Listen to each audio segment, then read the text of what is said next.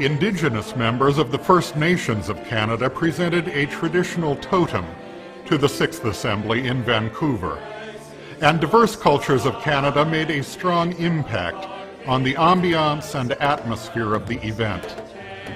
Life throughout God's good creation was central to the theme, Jesus Christ, the life of the world.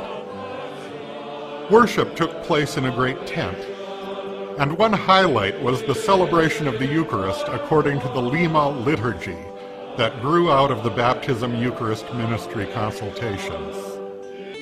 The WCC had served as a monitor of the treaty process between Aborigines and the Australian government, and issued a report on that process at Canberra.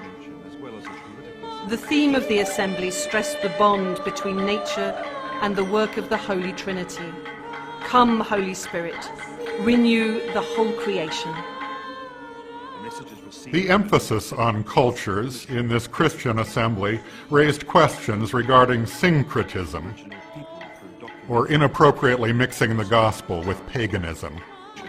Similar comments arose in connection with a presentation by Korean professor Chung Hyun Kyung, who combined poetry, song, and dance, drawing on Aboriginal culture and Korean shamanism. Responses to her contribution prompted debate about Christian tradition and the cultures in which churches live. Complaints of syncretism by Orthodox churches were one element that led to further discussions at the next assembly and to the work, report, and recommendations of the Special Commission on Orthodox Participation in the WCC.